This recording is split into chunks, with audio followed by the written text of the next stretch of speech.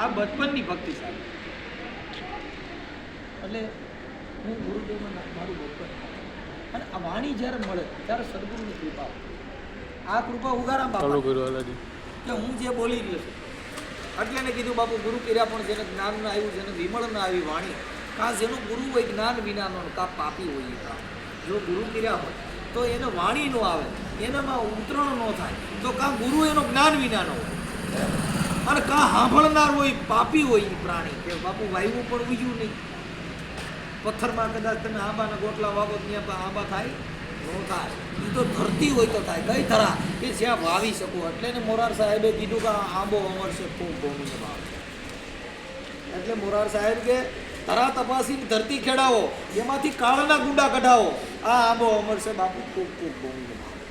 કયો આંબો અમર? પછી એને કીધું કે નિજ નામના બીજ મગાવો, એ મોરાર કઈ એને વિગતે વિગતે વવરાવો, આ આંબો અમરશે બાપુ ખૂબ ખૂબ ભૂમિને ભાવ. એ સાહેબ આ સંતોએ આવું આવું આપણે કહી ગયા પણ સુધર્યા નહીં.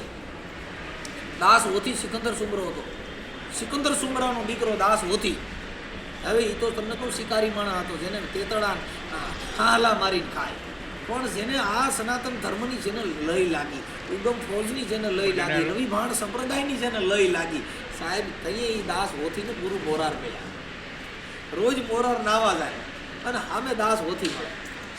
એના દર્શન કરવાથી એની જન્મ મરણની વેગઈ ભાગી. ઓલા હુમરાએ કીધું એ તો બધું ઠીક, આ તો જાતિના સુમરા છે ને આના સદગુરુને આ નામની સમજણ આને ક્યાંથી લાગી?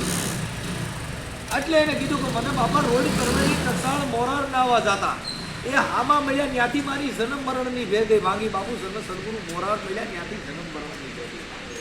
એ મોરાર સાહેબના ચરણમાં દાસ હોથી ગયા અને જ્યારે ગુરુ મંત્ર આપ્યો એટલે દાસ હોથી સિકંદર જેને સુમરાની નાય ઈ મીડિયા પડશે રાખવા ગયેલા. આ તો ઓલા મેઘવાળના ઘેરે ભજન મીડિયા લાવવા અને આ તો બધે હેડિયાળો કરી નાખ્યો. આને જુદું નથી રાખતા એટલે એને સુમરાની નાઈટ બારા મૂક્યા. ત્યારે મેઘવાળના છોકરા આવીને કીધું દાસ હોતીને કે બાપુ અમારા ઘરે રામાપીરની પાઠ પ્રસાદી છે, ભજન ગાવા આવવાનું દાસ હોતી.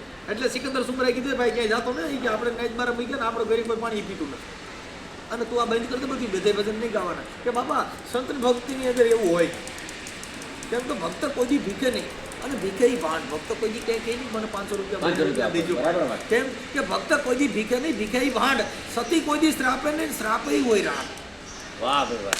એ સાહેબ જાય માતાજી જેને દેવ્યું ત્રિશુળ લઈને નીકળ્યું હોય એ દેવ્યું કંઈક તમારા ઘરે કેન્સરના ખાટલા નીકળે ને તમે હળો ગુંડાઈને તમારા દીકરા બનશે, ફાટી પડશે, એક્સિડન્ટ થા ગુંડાઈને, એ કોઈ દી દેવ્યું કહે નો કે. સંત કોઈ દી ભક્ત કોઈ દી ભીખે નહીં અને ભીખે ભાંડ. અહીંયા ભાલા ભરાઈ હોય કે 10 રૂપિયા દીજો બાપા હું ભાંડ છું. ભીખે ભાંડ. સતી કોઈ દી શ્રાપે નહીં, શ્રાપે હોય રાત. વાહ. ઈ દાસ હોતી ને તમને કહું ગુરુ મોરાર મળ્યા અને એને હાકલ લઈને પૂરતી તો ભાઈ આને ભજનમાં જવા દેવું નથી. મેઘવાળના ઘરે ભજન હતા, એ ભજનનો અવાજ આવ્યો ને તઈએ દાસ હોથીનો અવાજ આવ્યો. સિકંદર સુમરાએ કીધું કે જો તો દાસ હોથીને રૂમમાં પીર્યો અને અવાજ શેનો આવે? જઈને જોયું તો બાપુ દાસ હોથી ભજન થાય. એલા ખાકળ ખોલીને જોયું છે અંદર જોયું ને તો દાસ હોથી કાંઈ શું થશે? તઈએ એને ભજનનો ઉગાવ આવ્યો. એ જ રામ ને રહેમાન તમે એક કરી માનો લાલા તું હિરે નદીજી આ સમરું તો સુધરે મને ખા મેરા મેરા આ સમરું તો સુધરે મને ખા એ જ મેરા રે નબીજી તું હિરે નબીજી. આ એને ત્યારે ભજનનો ઉગાવો ત્યારે આવ્યો સાહેબ. કેવો આવ્યો?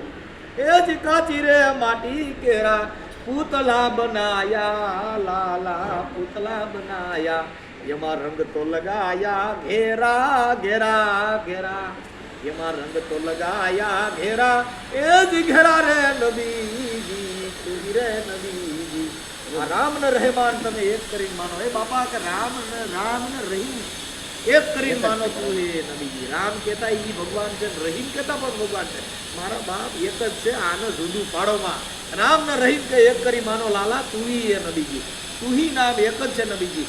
એટલે એને કીધું કે નામ સમોવડ કોઈ નહીં, જેને જપ તપ તીરથ કે જોગ એ નામે પાતક છૂટી જાય, જેને નામે નાચી જાય મહાન રોગ.